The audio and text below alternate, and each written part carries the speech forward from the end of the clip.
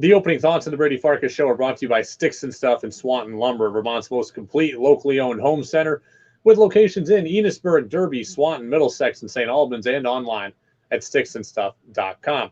So the New England Patriots are getting trade calls reportedly on wide receiver N'Keal Harry. Mike Garafolo of the NFL Network had that report yesterday late afternoon. And even though N'Keal Harry has not been good in Foxborough, just 45 catches in 2 seasons, really has been a bust thus far as a first-round pick, who the Pats took 32nd overall, my gut tells me I would not trade him right now. As much as we are frustrated by him, as much as we are saddened that he's not DK Metcalf or Terry McLaurin or A.J. Brown or any of the other receivers that were taken, after him in the 2019 NFL draft. As much as we're frustrated and saddened by this, to me, there's no point in selling as low as you would be selling on N'Keal Harry. Yes, he has been a disappointment, but he is still a first-round pick. If all I'm going to get from him, or for him rather, is a 6th-round pick or something, or a 7th-round pick, it's just not worth it to me. It's just not worth it to me. I'd rather let him develop one more year and just see what happens. And then if he's unsalvageable, okay, then you can cut bait. I'm not guaranteeing him a free ride, to starting 16 games on my roster, but he deserves a chance to see if his career can be salvaged in Foxborough, because he's worth more to me trying to figure it out than he is me trading him for a 6th or 7th round pick, because that's what I feel like he'd be worth on the open market as a trade piece. And that's really it. And that's just not enough for me. This guy was still a first-round pick with first-round athleticism, with first-round traits, who's been vouched for by an NFL head coach in Herm Edwards. I got to trust there's something there that makes him more valuable than trading him for what is less than a wild card of a 6th or 7th round draft pick. You know who Harry reminds me of, actually, now that I think about it, is former Patriots wide receiver Philip Dorsett. Remember Philip Dorsett? Was here for a couple of years, reasonably good, but wasn't a star with the Patriots, but was there for Tom Brady. He was a first-round pick in Indy, and he struggled there. He played just 2 years there, like Harry has here so far. 45 catches for Harry in his 2 years. Dorsett only had 51, so they're very similar in terms of their productivity that way, where Dorsett has him crushed as he has double his yardage. That's Harry doesn't catch many passes and doesn't get any yards. Dorsett at least had 700 yards in his 50 catches. If that was one season for a rookie, you'd say, no, 50 catches, 700 yards, not bad. The fact that it came over 2 is where he became so frustrating to Indy. But his numbers are better in both categories than N'Keal Harry.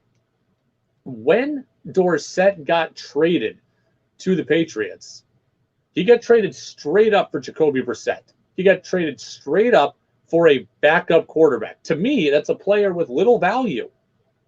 It's a player with little value to me at that point. Jacoby Brissett's okay. He had, started 2 games with New England before the Colts got him. It wasn't a guy who I think is, hey, wow, if we could trade N'Keal Harry for a guy like Jacoby Brissett, we're doing well. That's not good enough for me. I would rather have N'Keal Harry and see what he can do and see how he can grow. Because I think he's got more value than a player of Brissett's, requisite value.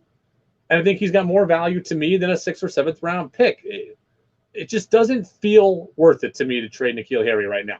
But Patriots, former Pats tight end Christian Fourier, who's now a radio host at WEEI in Boston, he says not only, would he explore trading him, he says the Patriots need to trade N'Keal Harry. Because they need to move him.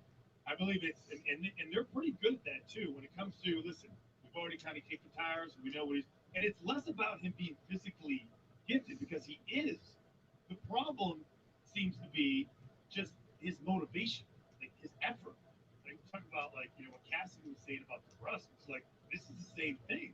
You can't get through to him. I don't think the Patriots have to move N'Keal Harry. I don't. Okay, the Patriots have a huge need at wide receiver. We've talked about their need at wide receiver. Right now, they have one sure thing at wide receiver, and that's Jacoby Myers. Julian Edelman is a question mark. Damiere Byrd is a free agent. Like, Julian Edelman's a big question mark, and Damiere Byrd is, possibly gone. So I don't have a whole lot of things I can count on. I can't just go and trade wide receivers just because at this point. The Pats need to sign wide receivers in free agency. They need to draft wide receivers also, but they need to give themselves like 6 to 7 guys they feel really comfortable with. And I don't know that they're going to bring in enough guys to make N'Keal Harry completely expendable. If this was a team that had 4 good wideouts, I'd say, okay, let's trade him for a first down marker. But they don't. They have one sure thing in Jacoby Myers, who's really like a number 2 or 3, a number 2 or a slot receiver. Julian Edelman at 30 plus, mid 30 plus, is not a guy that I can count on right now. So I can't just go willy-nilly giving away wide receivers, especially those with first-round pedigrees in N'Keal Harry. I just can't do it. Like, the Pats need to add 3 or 4 wideouts, and 3 or 4 good wideouts, and I don't know that they're going to hit that number. So I can't just give away N'Keal Harry for nothing, even though some of you fans would like to have him be given away for nothing. So again, my gut tells me not to make this move.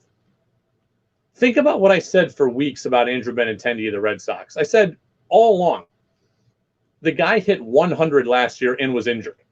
Trading him, I felt like, was selling really low. And I think we can all agree that the return for Benintendi was lighter than what we would have wanted or anticipated for him. Now, I agree with trading him, but I would have wanted to wait till the deadline to give him a chance to reestablish his value.